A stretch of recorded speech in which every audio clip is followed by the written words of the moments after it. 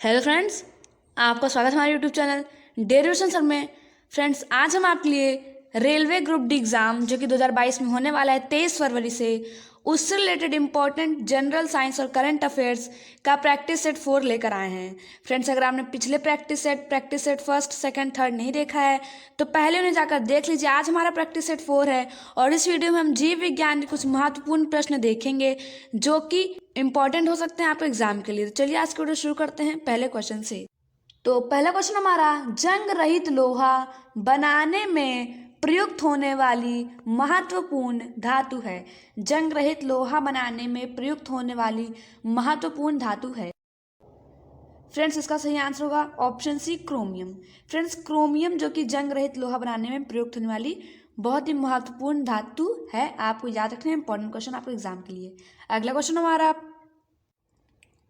अगला प्रश्न है, मानव हृदय में कक्षों की संख्या कितनी है।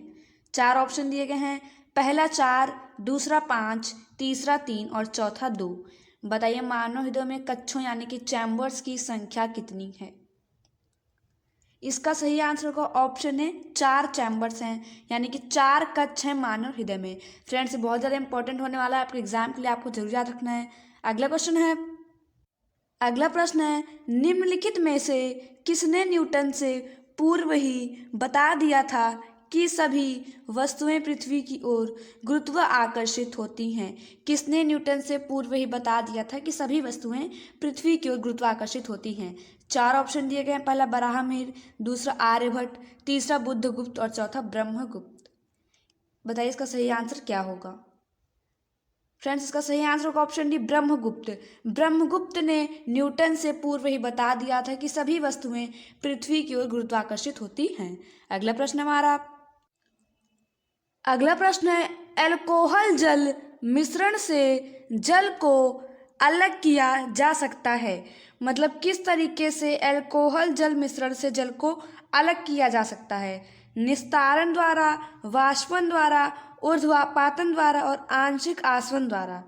बताइए अल्कोहल जल मिश्रण से जल को अलग किया जा सकता है किस तरीके से।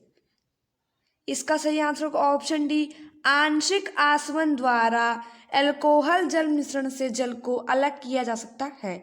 तो ये आपको याद रखना है, इंपॉर्टेंट क्वेश्चन आपके एग्जाम के लिए। अगला प्रश्न है, पृथ्वी का पलायन वेग है। मतलब पृथ्वी का पलायन वेग कितना है। 4 ऑप्शन दिए गए हैं। पहला 15 किलोमीटर प्रति सेकेंड, दूसरा 21.1 किलोमीटर पर सेकेंड, तीसरा 7 किलोमीटर प्रति सेकेंड और चौथा 11.2 किलोमीटर पर सेकेंड। बताइए पृथ्वी का पलायन वेग कितना है। इसका सही आंसर होगा ऑप्शन डी, 11.2 किलोमीटर पर सेकेंड ही पृथ्वी का पलायन वेग है। अगला प्रश्न हमारा, परमाणु नाभिक के अव्यय हैं। प्रोटॉन और न्यूट्रॉन, इलेक्ट्रॉन और न्यूट्रॉन, प्रोटॉन न्यूट्रॉन और इलेक्ट्रॉन और न्यूट्रॉन। बताइए परमाणु नाभिक के अव्यय हैं। इसका सही आंसर होगा ऑप्शन ए, प्रोटॉन और न्यूट्रॉन ये दोनों परमाणु नाभिक के अवयव हैं, जबकि इलेक्ट्रॉन जो होता है वो परमाणु नाभिक के बाहर होता है। अगला प्रश्न है, निम्न पदार्थों में से कौन सा पदार्थ खाने की वस्तुओं के परीक्षण में प्रयोग होता है। Potassium chloride, citric acid, sodium benzoate और सोडियम क्लोराइड। बताइए कौन सा पदार्थ खाने की वस्तुओं के परीक्षण में प्रयोग होता है। इसका सही आंसर होगा ऑप्शन सी, सोडियम बेंजोएट एक ऐसा पदार्थ है जो कि खाने की वस्तुओं के परीक्षण में प्रयोग होता है। अगला प्रश्न है, पौधे के कौन से भाग से हल्दी प्राप्त होती है। जड़, फल, पुष्प और तना। बताइए किस भाग से हल्दी प्राप्त होती है। इसका सही आंसर होगा ऑप्शन डी, तना, जिसे हम इंग्लिश में स्टेम भी कहते हैं, इसी भाग से हल्दी प्राप्त होती है। अगला प्रश्न है, मांसपेशियों को हड्डी से जुड़ने वाले ऊतक को क्या कहते हैं। उपास्थि, लिगामेंट, टेंडन और अंतरकाशीय द्रव। बताइए मांसपेशियों को हड्डी से जुड़ने वाले ऊतक को क्या कहते हैं। इसका सही आंसर होगा ऑप्शन सी, टेंडन। अगला प्रश्न है, हीमोग्लोबिन क्या होता है। Option A, protein, option B carbohydrate, option C वसा, ऑप्शन डी विटामिन। बताइए हीमोग्लोबिन क्या होता है?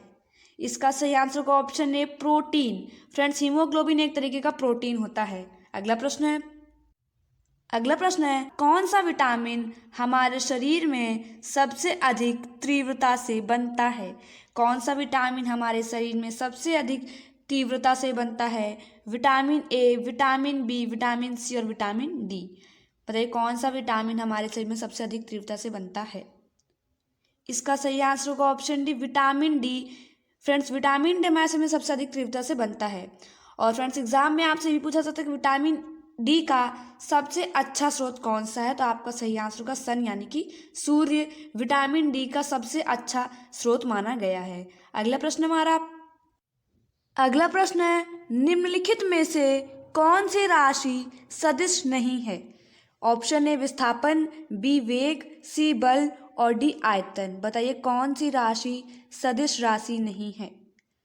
इसका सही आंसर होगा ऑप्शन डी आयतन, जिसे हम इंग्लिश में वॉल्यूम कहते हैं, वो सदिश राशि नहीं है, बल्कि यहाँ पे विस्थापन, वेग और बल ये तीनों राशि सदिश राशि हैं, पर आयतन सदिश राशि नहीं है। तो ये आपको याद रखना है। अगला प्रश्न हमारा फूलों के अध्ययन को कहते हैं फ्रोनोलॉजी, एंथोलॉजी, एग्रेस्टोलॉजी और पैलिनोलॉजी। बताइए फूलों के अध्ययन को क्या कहते हैं? फ्रेंड्स का सही आंसर का ऑप्शन भी एंथोलॉजी कहते हैं फूलों के अध्ययन को। आपको जरूर याद रखना है आपके एग्जाम के लिए। अगला प्रश्न हमारा रासायनिक रूप से मिल्क ऑफ मैग्नीशिया क्या है? Magnesium carbonate, sodium bicarbonate, calcium hydroxide और मैग्नीशियम हाइड्रोक्साइड। बताइए रासायनिक रूप से मिल्क ऑफ मैग्नीशिया क्या है? फ्रेंड्स का सही आंसर होगा ऑप्शन डी मैग्नीशियम हाइड्रोक्साइड को ही मिल्क ऑफ मैग्नीशिया कहा जाता है। तो फ्रेंड्स आज के इस वीडियो में हमने कुल 15 क्वेश्चन लगाए। ये 15 क्वेश्चन जीव विज्ञान के बहुत ज़्यादा महत्वपूर्ण हैं। तो अगर आपको हमारी वीडियो पसंद आती है तो प्लीज़ वीडियो को लाइक करें, शेयर करें और चैनल को सब्सक्राइब करना ना भूलें ऐसी जीके जो सब प्रैक्टिस सेट की वीडियोज़ के लिए।